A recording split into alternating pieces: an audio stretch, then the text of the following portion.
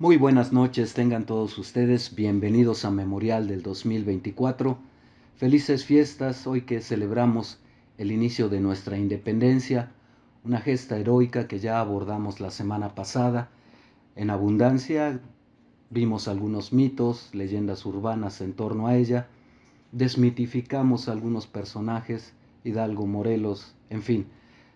Hemos querido dar continuidad, dadas las fechas y su relevancia, ahora con las revoluciones que desde hace un par de siglos vienen sacudiendo al globo y que son el principio de nuestra democracia moderna, con sus defectos arrastramos cosas del medievo y también hemos innovado en algunas otras. Queremos evaluar también eso para ver qué debemos cambiar, qué debemos conservar y hacia dónde vamos de cara no solo al 2024, sino los años venideros. Tengo el gusto de que me acompañe esta vez, otra vez George Dylan, quien ha seleccionado este tema. Yo lo dejo que él decida y siempre tiene buen tino al tomar decisiones. Bienvenido, George. Qué bueno, pues aquí estamos listos para este tema muy interesante que nos va a dar una completa visión de lo que es el mundo libre de hoy, el del liberalismo. Bien, pues ubícanos en el contexto. ¿Desde dónde quieres empezar este análisis? Pues mira, regularmente cuando uno habla de revoluciones, regularmente se piensa en la Revolución Francesa, pero también se empieza por pensar que sí, esa fue la primera y de ahí vinieron todas las demás. Sin embargo, hay que tener en cuenta que vienen todavía de más atrás. Tiene todo un contexto histórico que va formando que sea posible la Revolución Francesa. Por ejemplo, la Revolución Inglesa fue 100 años antes, más aproximadamente, fue en 1670, pero a gracia de los ingleses fue todo hecho como que muy en orden, no hubo escasas batallas y ya, se cambió de la monarquía absoluta a la monarquía parlamentaria y se acabó. Entonces, la Revolución Francesa Es muy violenta. es muy violenta, tiene grandes batallas, un emperador y un emperador plebeyo, ya que hablamos de la Edad Media, y así es. Nos dice Marx, por ejemplo, que hay solamente dos clases sociales, ¿no? Los explotadores y los explotados, pero aquí podemos ver tres clases sociales y el nacimiento de la gran clase social importante, o las dos, digamos, ¿no? Prácticamente en el medievo, que son 1400 años de feudalismo, donde está el rey hasta arriba, el clero que dice por qué está ahí, el soldado Defiende al rey, que defiende a los dos, si no te la crees, pues te rompe la cara. la cara y se acabó, ¿no? Esa es la clase social de hasta arriba. Y luego están los de abajo, que son campesinos, pero dentro de esta clase de abajo no solo están los campesinos, sino que también está el mercader, está el artesano, y son tan, dado el comercio, empiezan a generar tanta riqueza que son más ricos que los reyes.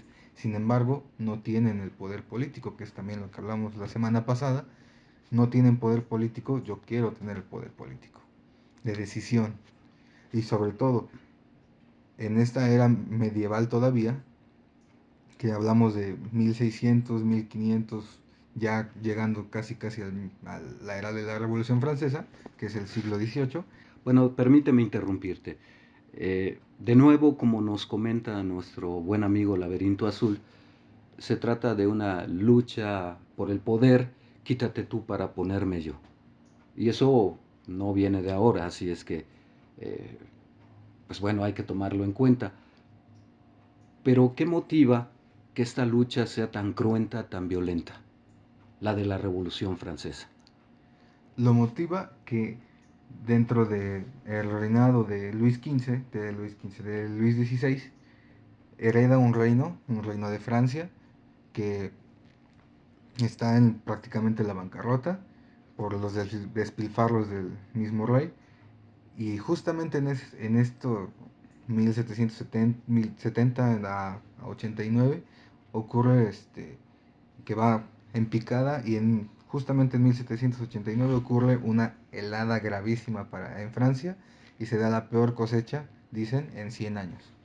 ¿Qué provoca esto? Que si el campesino de por sí se está muriendo de hambre, ahora sí hay, Literal. literalmente, ¿no? Entonces, Lo que pasa es que el burgués tiene mucho dinero, el campesino no tiene dinero, y el rey empieza a ver pues, de dónde saco para seguir en mi despilfarro. No le puedo cobrar impuestos a los nobles porque pues, son los nobles, son los privilegiados, están de mi lado, no le puedo cobrar a ellos, no le puedo cobrar al campesino, Porque pues no tiene. se está muriendo de hambre, no le puedo cobrar a él. Entonces le aumento los impuestos a los que ya pagan, a los burgueses, al comerciante, al mercader, lo mismo, al artesano, ¿no? Que a lo que iba es, como es una época de feudalismo, Francia está dividida en muchos feudos, ¿no? Entonces cada señor feudal cobra impuestos porque este artesano, este comerciante vaya pues, a ofrecer sus mercancías, ¿no? Entonces, lo que quieren los burgueses realmente solamente es generar un estado en el cual le cobra impuestos el rey a todos. O sea, tanto a nosotros burgueses como al campesino, pero a la nobleza también debe pagar impuestos. Además de generar una economía centralizada en la cual ellos puedan comerciar libremente por toda Francia y sea un solo impuesto. Porque antes, por cada señor feudal se pagaba un impuesto. Y hay 300 feudos en Francia, ¿no? Además, empiezan a sonar las grandes mentes de la Ilustración, también en Francia. Montesquieu, Diderot, Rousseau, todo eso empieza a generar el auge de esta este, revuelta, revolución, ¿no? ¿Qué Pero ideas propagan todos esos pensadores? ¿Liberalismo? no tanto el liberalismo, sino la generación del Estado moderno, ¿no? A través de Montesquieu, la división de poderes, ¿Se basan en legislativo. Hobbes? Hobbes está dentro de ellos también, digamos, es una mente más, digamos. Hobbes con lo que tiene que da a ofrecer el Estado a sus súbditos, todavía piensa en la idea de súbdito. eh, Montesquieu piensa en la división de poderes, legislativo, ejecutivo y judicial. eh, y Hobbes, Rousseau piensa en el contrato social, que es la idea de que todos nos supeditamos a un poder y generamos una especie de estado en el cual todos vivimos en armonía, dado que eliminamos ciertas garantías nuestras porque esas las tiene que ofrecer el Se Estado. llama representación. Ujú. Bueno, ya saben a quién dirigirse cada que tengan alguna queja de por qué muchas naciones se dividen en tres poderes y hay un ejecutivo. Quizá lo único bueno es que en la mayoría de los países no hay reyes ya. A mí me suena absurdo todavía pleno siglo XXI pensar en una monarquía y que el rey ocupa esa posición por mandato divino y la iglesia lo convalida, pero todavía se dan los casos. Pleno siglo XXI, el hombre en la luna, el Voyager ya saliendo del sistema solar, pero aquí todavía tenemos monarquías. Están los ingleses, los españoles y muchos otros más. En fin, bueno, a estos angelitos les debemos las ideas del Estado moderno. Las abrazan quienes, porque económicamente los comerciantes pues estaban exigiendo mayores libertades precisamente para vender sus productos, pero también estaban demandando que no se les cobrase sobre impuestos, impuestos y más impuestos para mantener a una casta privilegiada que dilapida todo lo que le cae en la mano. Son, por una parte, las ideas y por la otra, la Las razón circunstancias. económica del comerciante. Las circunstancias económicas, sí. Sobre todo en su idea de yo que tengo la fórmula de enriquecerme y no puedo por tener que mantenerlos a ellos. Esa es básicamente la idea. Además, pasa un suceso extraño. Francia, eterno enemigo, que a veces negocia con ellos, de Inglaterra, envía al mariscal, a un mariscal a Estados Unidos para apoyar la revolución norteamericana La contra la independencia, independencia norteamericana. que no fue propiamente una revolución, No, fue más como lo mismo. una independencia. Inglaterra estuvo en guerra con Francia y no se pudo ocupar mucho de su colonia en Norteamérica. Ya termina la guerra con Francia y le empieza a cobrar más impuestos a los burgueses mercaderes de América, y estos ya deciden, pues, si no nos dejan enriquecernos como en Francia, pues ahora sí hay que independizarnos. Esa es la razón de la independencia norteamericana. No pagar impuestos y nosotros estamos hasta acá porque le debemos algo a Sí, Inglaterra. además ya no hay un vínculo, ¿no? Ya no recibes nada del reino. No, ni siquiera apoyo militar. De hecho, hay muchos colonos norteamericanos que están empezando a morir porque tienen que rendir tributo a la corona.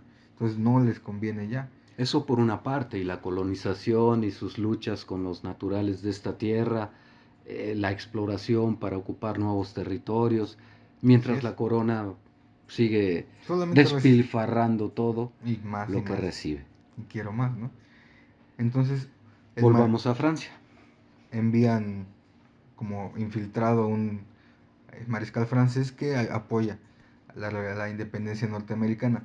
Él se ve inspirado en esto porque cuando regresa a Francia, ya consumada la independencia norteamericana, pues se da cuenta que los ideales de esta llamada ilustración, que con Montesquieu, Rousseau, Hobbes y todos estos, pues es posible en la práctica, ¿no? Entonces, 1789 ocurre esta gran helada en la cual la cosecha es la pésima, la peor en 100 años, y las mujeres entran al Palacio Real a reclamarle al rey, eh, nos estamos muriendo de hambre. Entonces, lo que hace este mariscal, en lugar de cumplir su labor como soldado, decirle no puede entrar o incluso, Y no traten así al rey. ajá, en lugar de eso, las prácticamente vamos y a ver, mi rey, dígale a las mujeres por qué se están muriendo de hambre, qué pueden hacer, ¿no? ¿Y qué va a ser su reino? Y qué va a hacer su majestad para cumplir con sus súbditos, ¿no? Entonces, ante esta situación, o sea, las mujeres entran al palacio, pero los hombres vienen de allá afuera. Y los hombres sí traen sus tridentes, sus antorchas. Y están dispuestos a luchar. Pero como decíamos la semana pasada, hay que tener en cuenta, ellos no saben por qué se están levantando. O sea, se están levantando para sobrevivir porque se están muriendo de hambre. Sí, van a pedir la supervivencia más que un mejor trato o aspirar a otra posición social. O incluso de comer, ¿no? O sea, Sí, sí, es el hambre la que los mueve.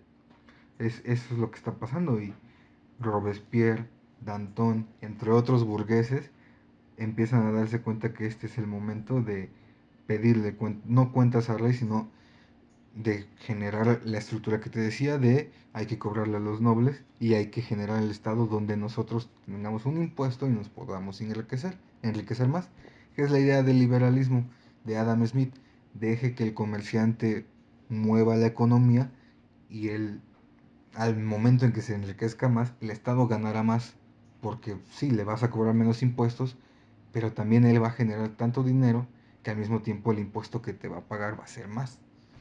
Sin embargo, Luis XVI no lo ve así, rechaza la idea al Muy principio, conservador, ¿no? sí, la de la Que no monarquía. cambie el estatus, que no cambien las cosas, así vivamos felices nosotros. Son, eres el rey, o sea, estás a toda madre, no tienes por qué cambiar nada.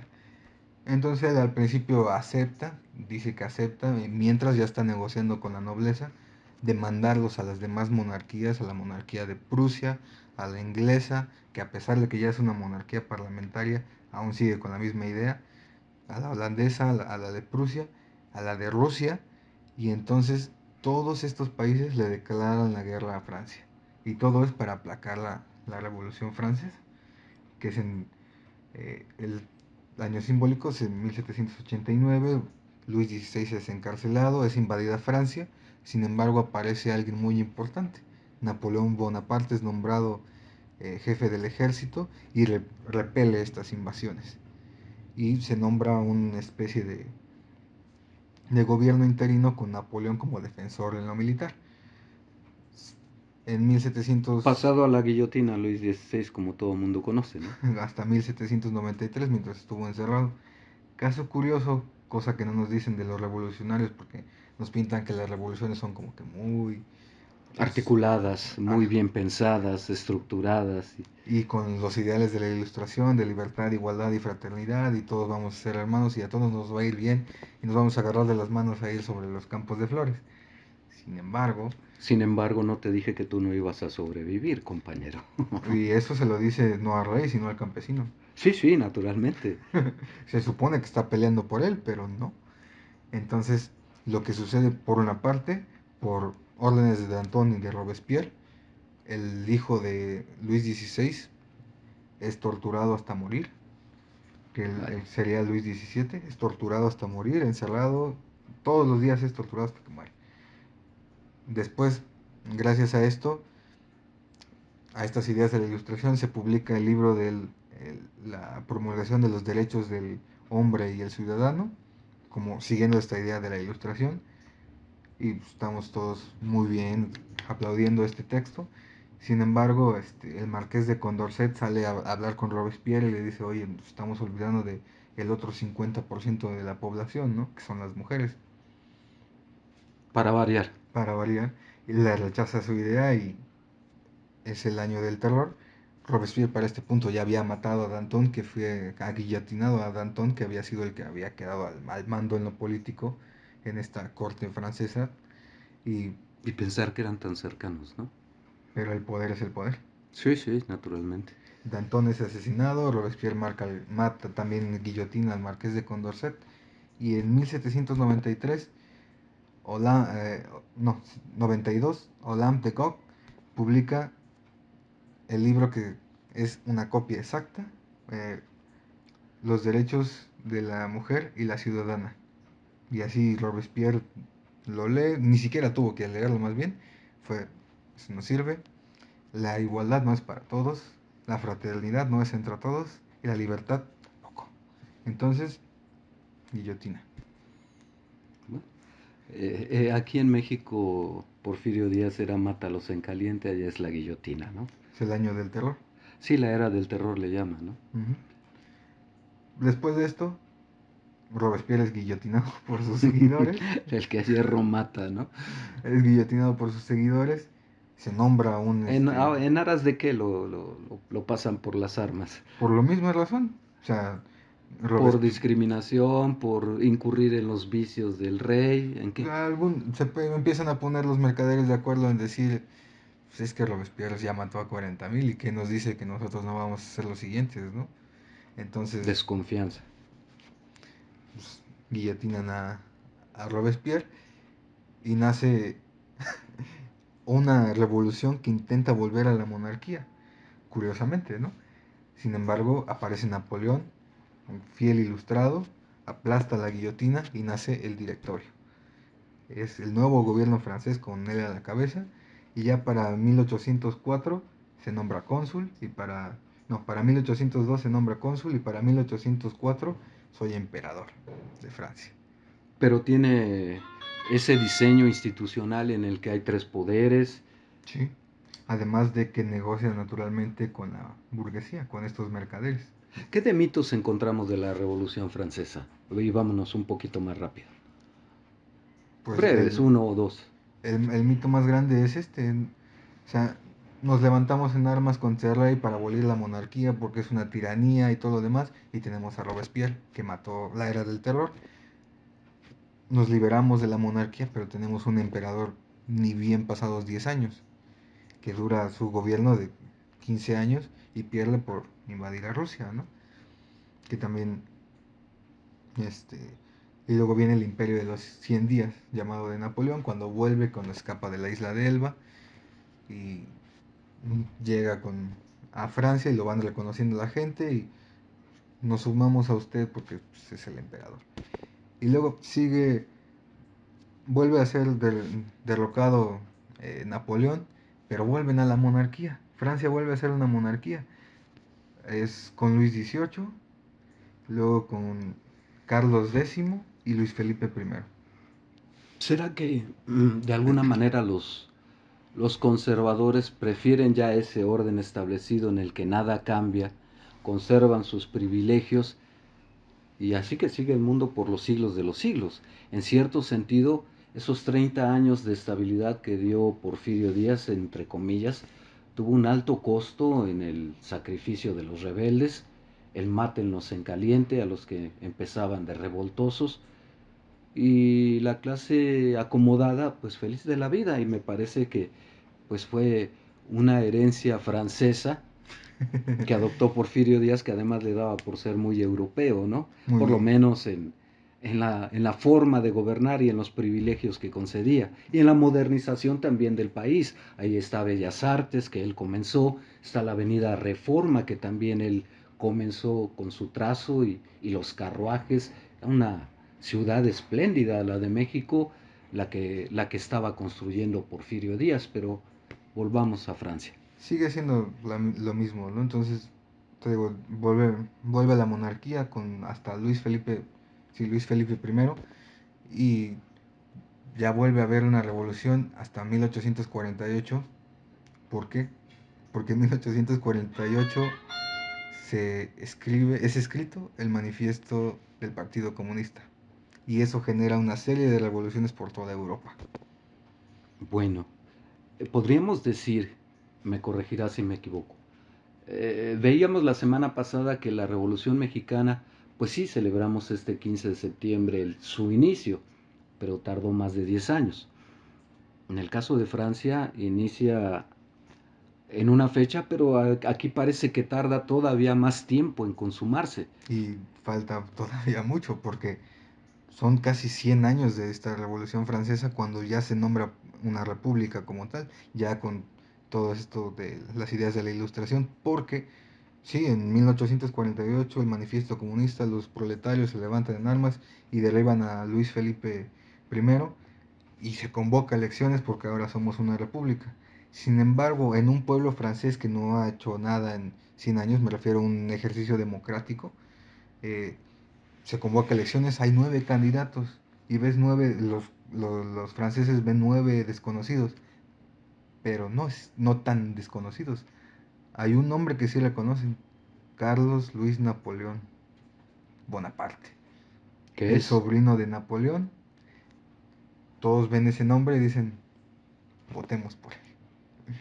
Y Por la fuerza o por las elecciones, llegas de todos modos al poder sin haber sido siquiera tan importante como el propio Napoleón, ¿no?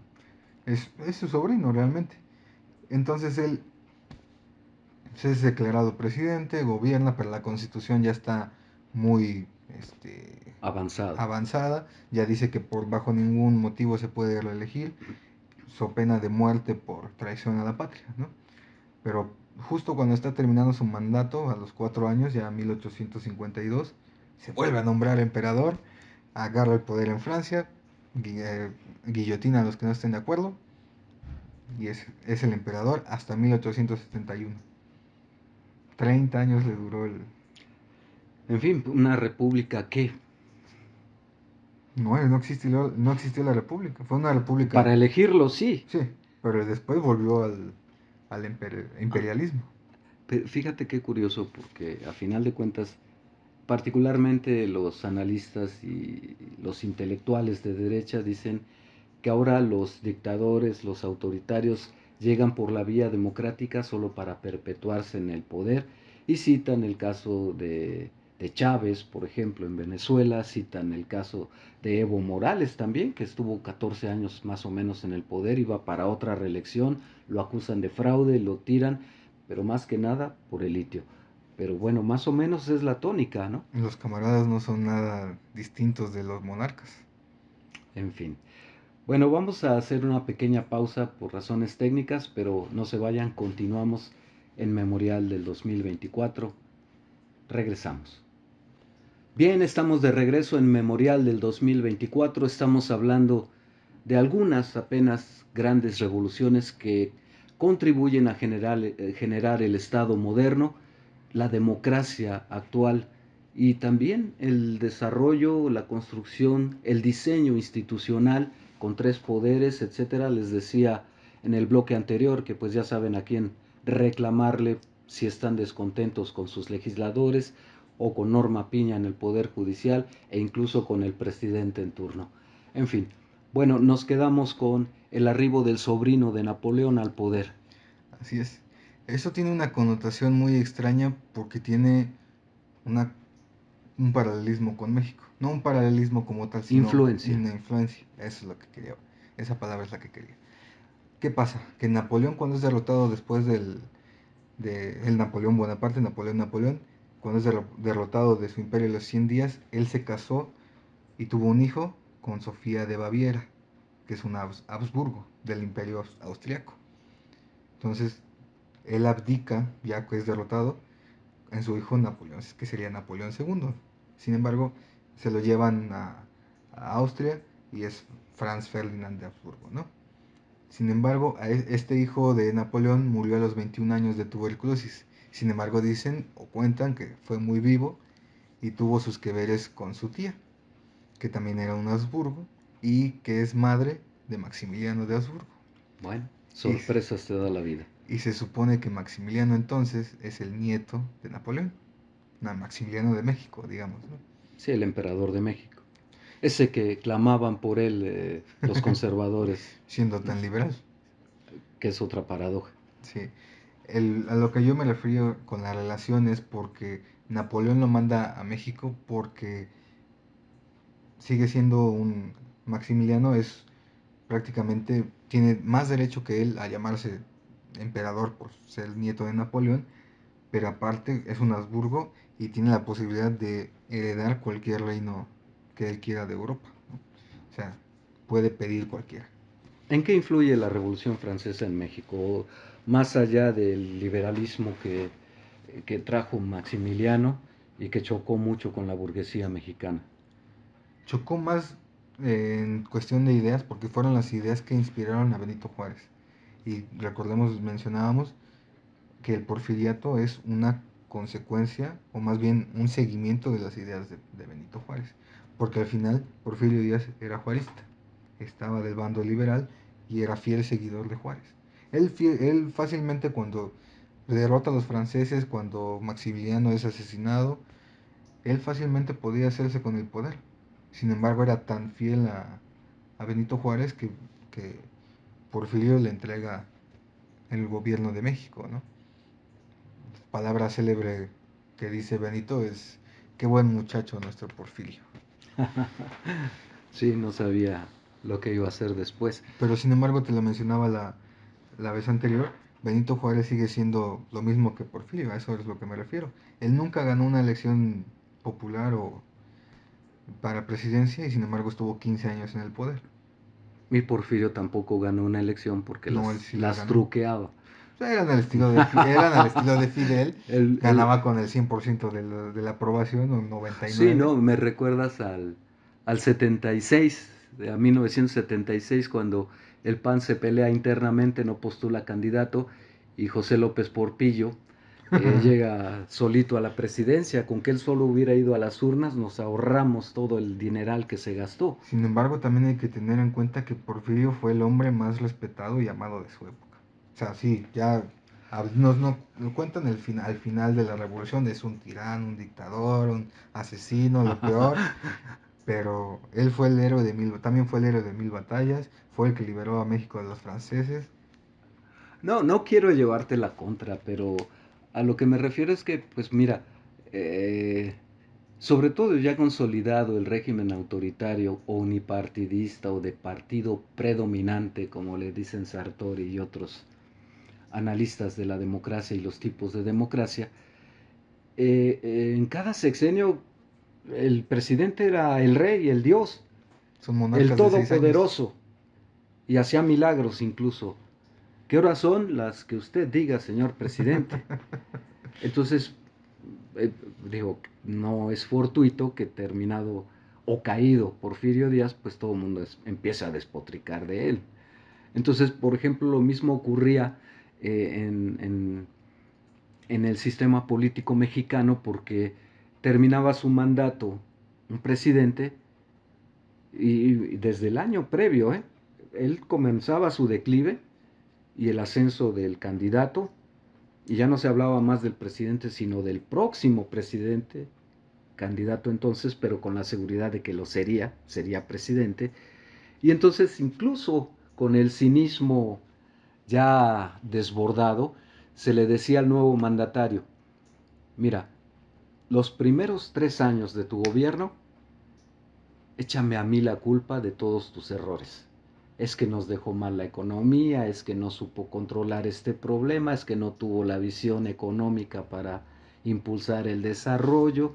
Y después, para cuando vaya a llegar el ocaso de tu mandato, pues deja que el otro empiece a subir y tú ya quédate callado y retírate de la política, ya no hables más y deja que el que viene repita el mismo ciclo.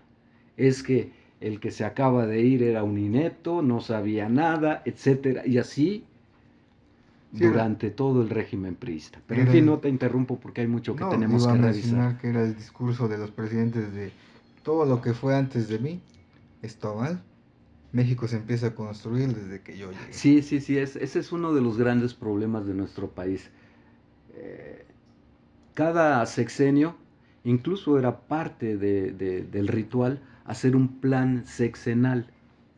Ujú, claro. Entonces, pues qué corta visión, ¿no? Cuando nuestros vecinos del norte hacen prospectiva a 50 años por lo menos, y hasta dónde van a llegar en política, democracia, movilización militar, cómo se van a apropiar de recursos que les son estratégicos, etcétera, etcétera, y están visualizando, claro, ahora ya vía satélite donde hay energéticos, petróleo, en fin, digo, pero nosotros teníamos esa visión de 6 años nada más y que se circunscribía a que el mandatario en turno pues respetase a la clase pudiente, que son los que se podían rebelar, y enriquecerse y a los que con él estaban, pero con esa visión de 6 años y después desaparecía y no hablaba para nada, ni para bien ni para mal. Una excepción fue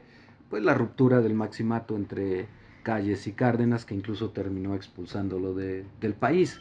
Pero ahora, particularmente moda que instauró Salinas con su huelga de hambre entre comidas, cuando arribó al poder Cedillo y encarceló a su hermano Raulito, vinculado, dicen las malas lenguas, él es un buen muchacho, era un buen muchacho, ahora es un buen viejito, sobre todo muy rico, eh, pues decía que era injusto que hubiesen encarcelado a su hermano, etcétera. Fue el primer presidente que rompió esa tradición de quédate callado. Ahora, ¿por qué metió a Raulito a la cárcel? Pues porque quería un maximato Carlos Salinas. En fin, desde ahí se desata otra vez esa ambición por un nuevo maximato, ya en el neoliberalismo instaurado por Salinas, y además se rompe la regla de oro del sistema político mexicano de que el presidente que se va desaparece de la historia. En fin, empieza la descomposición. Ya había empezado en el 88 con la deserción de Cárdenas, Porfirio Muñoz Ledo, en fin, pero se exacerba con Carlos Salinas. Pero no te quiero interrumpir, regresemos a Francia. Pues realmente Napoleón segundo termina con su mandato imperial en 1871 porque una, nace una nueva revolución francesa que lo derriba del poder y ahora sí es ¿Y ahora quiénes hacen la revolución? los mismos, los burgueses, pero tiene otra connotación porque lo quitan del poder porque perdió la guerra franco-prusiana. El Kaiser Otto von Bismarck es nombrado jefe militar del reino de Prusia y él está empezando la unificación de los reinos alemanes y para él Slasia y Lorena es parte de Alemania. Los franceses no están de acuerdo, entonces Viene el viene choque. la guerra y por eso es que el gobierno del imperio mexicano es derrocado también, porque Napoleón se da cuenta de que va a necesitar la tropa que está apoyando a Maximiliano para pelear con Bismarck, entonces se la lleva para Francia. Otra cosa que quería el emperador Napoleón, que es, necesitamos construir un imperio o un estado en América que le haga contrapeso a Estados Unidos. Entonces él lo quiere colocar en México a través de Maximiliano. Sin embargo, pues, va a guerra con Bismarck, se lleva su tropa, ni pudo contener el avance norteamericano y tampoco le ganó a Bismarck, sabes que Ni pudo contener la revolución mexicana. Digo, no, la independencia. la independencia. No, no, esto ya es el imperio de Maximiliano. Entonces, básicamente ahí termina como que la historia de la Revolución Francesa hasta 1871. Ya pasaron casi 100 años. ¿Y cómo termina el asunto? ¿Deja de ser una monarquía? ¿Se vuelve república o es una república parlamentaria? Una república parlamentaria. De ahí Francia prácticamente termina las revoluciones, todos son mandatos de 5 años. Desde entonces, básicamente. Y sin embargo, tanta luz que arrojó al mundo la ilustración y sin embargo, eh, pues bueno, fueron ideas no llevadas a cabo, porque incluso sus promulgadores fueron los primeros en violarlas, ¿no? Claro. Te hablo de Robespierre, por ejemplo, que asesina. Que también hay que tener en cuenta que para la era de la Revolución Francesa, todos los pensadores de la Ilustración que inspiraron a Robespierre y a los revolucionarios ya estaban muertos. Sí, pero los principios y los valores y los motivos para la lucha seguían vigentes, porque no se erradicó la pobreza, no había democracia o no había capacidad de toma de decisiones en aquellos sectores sociales que la demandaban. Que tiene una connotación muy similar, ahora sí, una correlación con la Revolución Rusa, por ejemplo, que pasa exactamente lo mismo. Los campesinos están muriendo de hambre, aquí no hay burguesía, curiosamente, o sí la hay, pero es muy pequeña. 1918, más o menos. 1917, más o menos el 16, ocurre una pequeña revuelta en la que van al Palacio de Invierno a reclamarle al zar Nicolás II, y el zar le dice a la También tropa, por hambre. también por hambre, y el zar le dice al ejército, pues, y el, Mátalos en y caliente el otra vez. ejército los mata en caliente. Pero para el siguiente año, 1917, con la guerra, la Primera Guerra Mundial ya golpeando, Desatada. desatada y golpeando muy duro a Rusia, que lo único que hizo Rusia fue poner 10 millones de muertos, porque el imperio alemán nace como una potencia industrial y Rusia, aunque es un imperio muy fuerte, es un imperio campesino o agrícola, digamos, Sí, ¿no? sí, sí. Todavía muy medieval, diríamos. Sí, no tiene manera de ganar la Alemania. No tiene tecnología. Lo que le dicen los aliados, la triple entente, que sería Francia, Inglaterra a Rusia, que lo que él tiene, lo que el zar tiene que hacer es Poner gente. poner los muertos Carne de cañón. para que Francia e Inglaterra, bueno, más bien Francia, acabe con los alemanes, que es lo que termina pasando. El problema de tener dos frentes para Alemania. Pero eso es lo que ocurre. En enero de 1917 vuelve a haber otra revuelta, vuelven a ir al Palacio de Invierno a reclamarle al zar. Sin embargo, ahora los soldados también se están muriendo de hambre. Entonces, ahora no le disparan, ahora sí, pues, ¿qué vamos a hacer? Y el zar termina abdicando en su hermano. El hermano, yo no No tengo la más remota idea. rechazo el trono, por lo tanto se genera una comisión de soviets que empiezan a negociar el poder. Y entonces, para esta época, Lenin está en Suiza y empieza escribiendo, él vaticinó la Primera Guerra Mundial, es una guerra de los mercaderes, que después del imperio de Napoleón I, los ingleses, los franceses, los austriacos y los prusianos y los rusos empezaron a repartir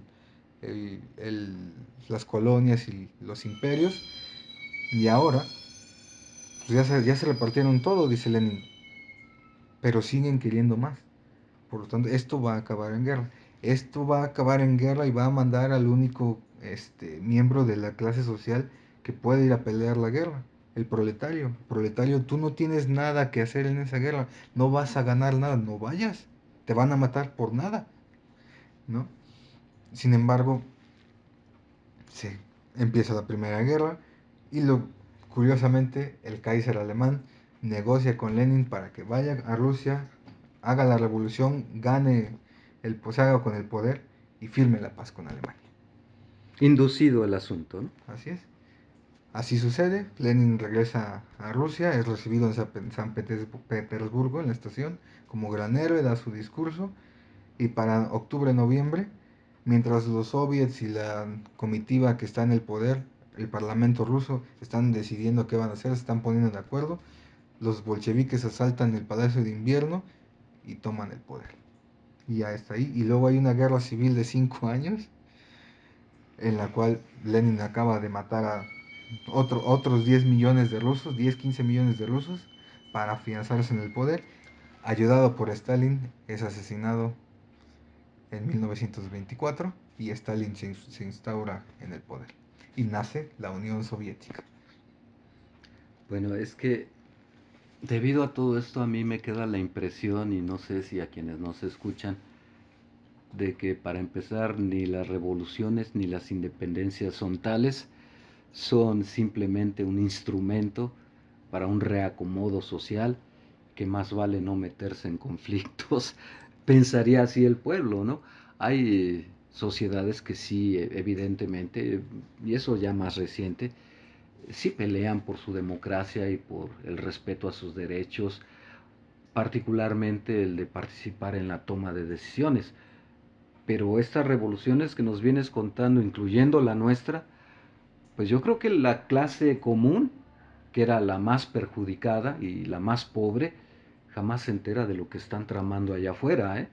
Es lo que te decía la semana pasada. El de en medio convence al de abajo para tirar al de arriba, el de en medio sube y los de abajo siguen abajo. Bueno, ya exploramos la semana pasada nuestra independencia e hicimos un recorrido breve por la revolución, también naturalmente por la reforma, pero después culminamos con la revolución mexicana. Hoy ya vimos un poquito de la revolución francesa y nos pone sobre la mesa lo que correspondió a la revolución rusa, que también es de las primeras del siglo XX. La mexicana fue la primera, después la rusa, y sin embargo sí se consolida en Rusia un país fuerte, muy muy fuerte, a grado tal que durante muchos años, después de la Segunda Guerra Mundial, es el antagónico de Estados Unidos. Un balance de poder genera.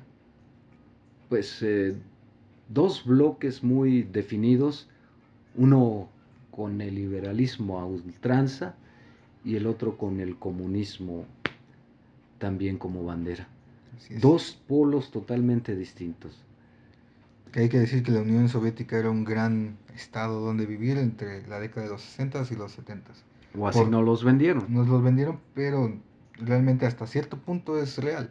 O sea, el proletario entraba a trabajar a las 7 de la mañana, salía a las 2 de la tarde y ahí tenía tiempo de divertimento, ¿Y literatura, tenía con qué? ¿sí? Ganaba lo suficiente, lo necesario no solo para sobrevivir, sino para tener acceso a esto. Ya cuando cae la Unión Soviética hasta 1991 es cuando ese mismo proletario que vivió todo el siglo XX con la Unión Soviética va al doctor y, oye, pues que necesito, estoy enfermo, tengo cáncer, ¿no? Ah, pues cuesta tanto, ¿no? Pues ¿cómo? No, Antes me lo daba el Estado. así es. Pues es que estamos en el mundo libre, compañero. Bueno, otro día hablaremos también de por qué la caída de Así la es. Unión Soviética. Y la Revolución China, que también es una gran historia, también de comunismo, otro nuevo contrapeso ahora. Tendríamos que explorar las diferencias porque China sigue vigente, ¿no? Bueno, no digo que Rusia, pero Rusia sí tuvo que sufrir una purga después de la caída del muro de Berlín, en la que llega Gorbachev y cede a No todo. tenía de otra, la verdad. Bueno, pero sí va, es como si a un alemán le dices, Pero Gorbachev te da la clave, ¿no? Llevamos casi 10 años en recesión, o sea, ni aumenta nuestra capacidad productiva y luego tienen por mandatario a un ebrio que termina de destruir al país, Boris Yeltsin, ¿no? y que al final termina pues, quitándole el poder a Gorbachev y luego se clava toda la lana, porque hay que tener en cuenta eso, Gorbachev no se hizo un gran dinero después de generar el poder y unirse al liberalismo, digamos, ¿no? Pero Boris Yeltsin sí acumuló una gran riqueza. En fin. Bueno, estas dos revoluciones, la china, la rusa, el comunismo que las identifica, lo vamos a abordar en otro programa porque sí merece la pena poner atención a ello, particularmente porque en México se nos acusa de que hasta los libros de texto son comunistas, pobres niños, que es un virus nuevo que no sé Ah, si las hojas del libro se desprenden algún polvo que se impregna en la piel y entonces ya nos volvemos comunistas, o como con las vacunas del COVID, que pues no te pongas la rusa porque solo, decía Aguilar Camín, esta barbaridad, ¿no? Es que esa solo ha probado su eficacia en esa región del mundo, no es aplicable a las demás porque tienen un determinado clima, etcétera, etcétera. Bueno, de las barbaridades que dicen en algunas ocasiones los nobles, en este caso los pseudo intelectuales, con tal de preservar su estatus o llevar la contraria y hacer quedar mal al régimen en turno. Pero bueno, no me extiendo porque ya nos queda muy poco tiempo. No sé si nos vas a deleitar con una canción, pero antes de que lo hagas, eh, yo estoy viendo que a final de cuentas, hablar de revoluciones, todas son por causas, cuando son del pueblo o es empujado el pueblo a realizarlas es por hambre. Y es empujado por una clase media que está aspirando a subir al poder. Y el desgaste de quien tiene el poder motiva todo eso. Además, a veces factores climáticos, ¿no? Como las heladas o una mala cosecha. En fin, o la falta de satisfactores en generales. De A las mí, necesidades humanas, sí, básicas. pero a mí me ha parecido en cierto sentido que nos falta una verdadera revolución que no necesariamente sea de acabar con la pobreza, de interés económico, ni siquiera ideológico, o, o por quitar a uno del poder para ponerme yo. Tal vez sea una revolución espiritual, tal vez esa se dio en A el eso siglo iba. cero Te iba a decir que iba a sonar muy contrastante, pero realmente la única revolución que vale la pena está en cada uno. y su propio apocalipsis. Claro, pero la revolución, que la única que realmente vale la pena, está en ti mismo, digamos. Y es la única que puedes hacer. Exactamente. Y Es no un... necesitas factores económicos. Bueno, necesitas cubrir ciertos satisfactores porque si no, ¿cómo nutres el alma y el pensamiento si no tienes para comprar libros y si tu cuerpo está anémico y pierdes capacidades, como ya hablábamos en otra ocasión de la teología de la liberación que decían los curas, sobre todo en Morelos, don Sergio Méndez Arceo, que decía, pues bueno, tratamos de evangelizar, pero ¿cómo formamos a un individuo que ya está perdiendo incluso sus capacidades mentales por la desnutrición? ¿Cómo le alimentamos el alma si está a punto de morirse, tanto por la atrofia mental como de hambre? Entonces, pues bueno, fue muy brillante eso de la revolución propia, interna. Yo creo que permanentemente desde que nacemos vivimos en una permanente, constante revolución y evolución interna. Cuando dejamos de hacerlo, cuando traicionamos los ideales, cuando prescindimos de eso que es tan urgente, nuestra propia transformación, por lo inmediato que pues también es indispensable satisfacer, sobre todo si tienes gente detrás de ti, ¿no? Si tienes hijos, si tienes pareja, etcétera, etcétera. Pero en fin, bueno, no sé, tal vez también dediquemos otro programa más adelante a hablar de esa revolución, quizá espiritual, mental, que por lo menos al interior de cada uno, me quedo con eso, nos hace falta. Pues bueno, nos vas a interpretar algo, dinos de qué se trata, quién es el autor y cómo embona en todo esto, que conste que me debes de alguna manera tu vaticinio en este memorial que también quiere hacer prospectiva. Hoy no la hicimos tanto, solo dimos la pincelada de la necesidad de esa revolución interna, de la que hablaremos más adelante en otros programas, pero me quedas a deber eso. Quizá lo abordemos cuando la revolución, quizá espiritual, o dejémoslo en interna para que no caigamos en un pleito con quienes creen en una cosa, en otra, que de todos modos se vale. Eso no obsta para que cada cual haga una evaluación personal de su propia evolución, de su revolución y de su destino. ¿De qué va la cosa? Nuevamente de Rodrigo González sobre estas ideas que llevaron a las revoluciones, pero más aterrizado, digamos, en México con las revoluciones que aún no tenemos, ¿no? Digamos, que no.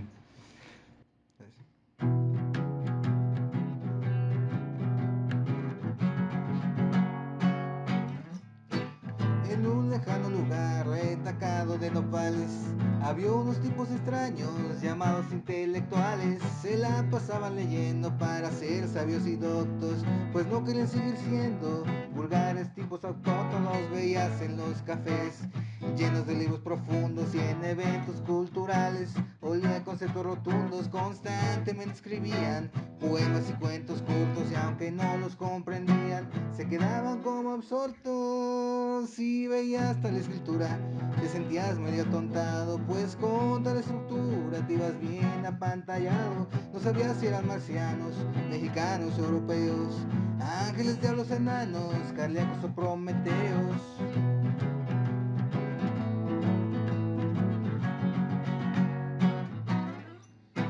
Y así estos tipos extraños siempre andaban cavilando, y hasta cuando iban al baño se la pasaban pensando. Pensaban cuando comían en la esquina, en el avión.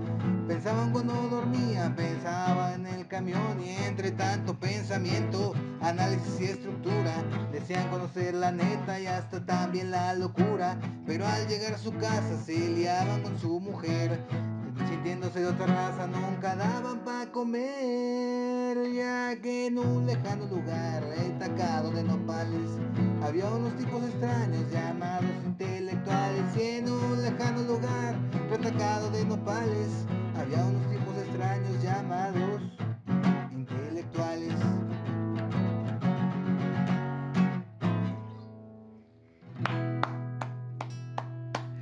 Yo no sé por qué me acordé mucho de Enrique Krause y Héctor Aguilar Camín, No tengo idea por qué. y algunos otros, Héctor de Mauleón, por ejemplo, que es historiador, dice. También Krause, porque él es ingeniero químico, una cosa así. En fin, eh, le- es el heredero de Octavio Paz, que tampoco es santo de mi devoción, pero en fin, me los recordó muchísimo. Pues muchísimas gracias, George. Gracias a todos ustedes por habernos acompañado. Esperemos que haya sido interesante para ustedes esta charla. Los invitamos a que el próximo viernes, no les adelantamos porque acá nuestro amigo decide qué tema abordaremos, así que yo no puedo adelantarles de qué vamos a hablar. Por ahora, pásenla muy bien, felices fiestas, cuídense mucho, hasta pronto.